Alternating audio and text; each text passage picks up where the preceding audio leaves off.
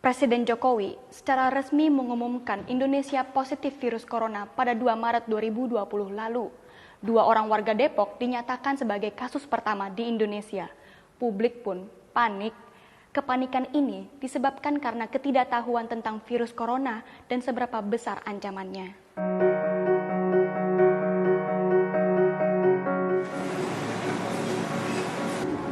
Kabar terdeteksi positifnya virus corona di Indonesia menyebabkan kepanikan.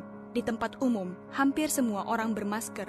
Di toko dan apotek, masker hilang karena oknum nakal yang mencoba ambil untung dengan cara menimbun. Pasar dan swalayan diserbu pembeli yang panik. Kepanikan muncul karena keawaman publik dengan virus corona baru. Menurut Sugiono Saputra, ahli mikrobiologi LIPI, meski perlu diwaspadai, virus corona tak semematikan yang sering dibayangkan.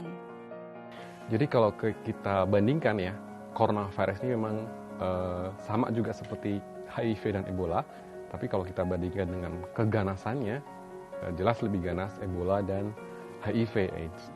Sugiono berbicara tentang angka kematian karena virus corona atau fatality rate. Per 6 Maret, kematian karena virus corona berada di kisaran 3,4%.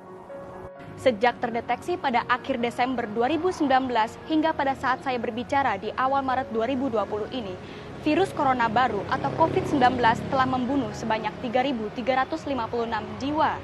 Artinya, sebanyak 50 orang meninggal karena virus corona baru setiap harinya. Jika Anda takut dengan angka 50 orang setiap harinya ini, bandingkan dengan penyakit-penyakit karena virus lainnya. TBC membunuh 300 orang di Indonesia saja setiap harinya, sedangkan hepatitis membunuh 3.700 orang di seluruh dunia setiap harinya.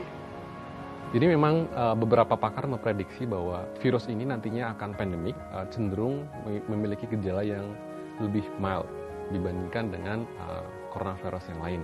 Dia akan menjadi seperti penyakit flu biasa yang memang umum dijumpai di berbagai negara.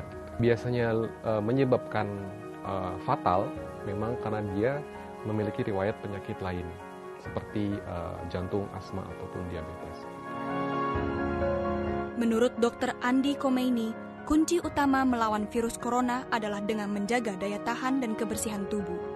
Paling penting dilakukan sekarang adalah pencegahan dan bagaimana caranya supaya pola hidup sehat itu diaplikasikan. Karena dengan upaya-upaya ini daya tahan tubuh masyarakat itu otomatis meningkat. Jadi edukasi semacam ini yang harus masyarakat terima supaya mereka lagi-lagi satu tidak panik, yang kedua daya tahan tubuh mereka membaik. Yang kedua, mungkin kita harus ingatkan, kita minta kepada masyarakat untuk tidak panik, tidak cemas. Karena panik dan cemas sendiri itu sudah menurunkan daya tahan tubuh. Bentuk kepanikan paling nyata adalah betapa meningkatnya kebutuhan publik akan masker. Masker memang digunakan hanya untuk penderita ya, artinya hanya untuk orang yang sakit dan hanya untuk orang yang merawat orang sakit tersebut, begitu. Jadi bagi orang yang sehat tidak perlu menggunakan masker dan tidak perlu melakukan panic buying gitu ya. Meski belum ditemukan vaksin untuk virus jenis ini, peneliti bioteknologi LIPI meyakini sudah ditemukan cara untuk menekan perkembangan virus corona di dalam tubuh. Bahwa antivirus remdesivir ini yang akan diklaim yang dikombinasikan dengan kloroquine. Kloroquine itu adalah obat untuk anti malaria. Nah, dua-duanya itu sebetulnya sudah ada, tetapi yang menjadi kebaruannya itu adalah terapi kombinasi yang ternyata efektif untuk menekan perkembangan virus corona di dalam tubuh. Itu merupakan suatu berita yang melegakan ya, dan juga cukup